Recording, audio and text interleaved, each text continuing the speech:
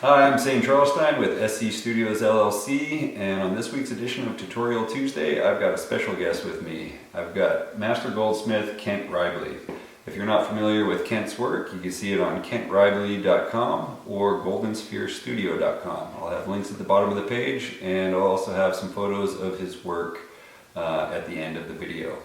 For the last 6 months or so, Kent and I have been working really hard to perfect a tool to do what he does, which is the ancient art of granulation. And we're proud to introduce the Kent Raible chopper, which is a granulation shear. And Kent is going to explain what it does and how it works. I'll do my best. So what I have here is some really fine wire. This is what I use to make the granules, and the purpose of the tool is to create very small, equal-sized pieces that are to be made into granules by melting in an oven. So what we do here is we feed the wires in, and then you can adjust the length. We'll go into detail here, and then you just chop, chop, chop. The pieces fall down, we call them snippets, fall down into your tray, and then those get sprinkled in with charcoal powder in the oven and heated up to the temperature required to melt them into spheres. And that creates granules. And the technique of granulation is the adherence of granules, or spheres, very small spheres, onto a surface. It's a very old technique, and it's one that I've mastered, and this tool makes it about 100% easier.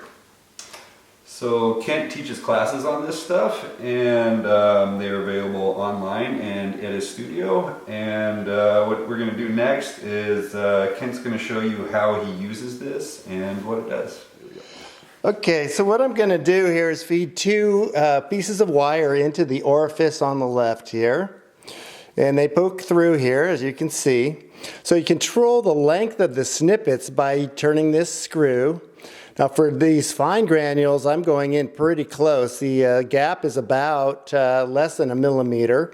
Feed two wires in at a time.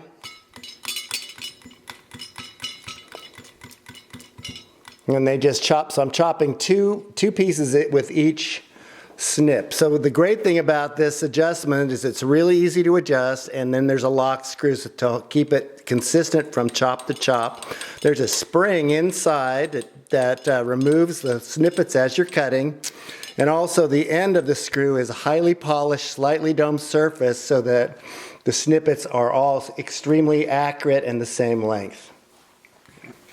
Here's another angle of Kent cutting some snippets, and for beginners it's going to be pretty hard to get this kind of speed and accuracy, but he's been doing this for 30 some odd years, and you can see that when you need to cut these granules and make tons of them, they just really flow through that thing and down the chute into your catch basin. There they are. They're all exactly the same size. Okay, so here we have the snippets. These go into an electromelt furnace that heats them up in charcoal powder and melts them into the spheres. These are the granules here, about the same size as these snippets would produce, which is about 0.5 millimeter. Here's some larger granules, about 0.8 millimeters. And in this piece you can see I have a range of sizes. From the edges here, about 1/3 of a millimeter all the way up to about 0.9 millimeters here at the top. I make granules in all different sizes, but they're all the same size in each batch, so that when I do a piece like this, I have a choice of whatever size I need for the specific job I have in mind. So making granules all the same size saves a lot of time. Sorting granules is no fun. And that's it for this week's edition of Tutorial Tuesday. I hope you enjoyed. I'd like to thank my guest Kent Raible for joining me and collaborating on such a wonderful tool. If you'd like to learn more about what Kent does, you could follow the links at the bottom of the page to his website and to his YouTube channel with more instructional videos. Have a nice day.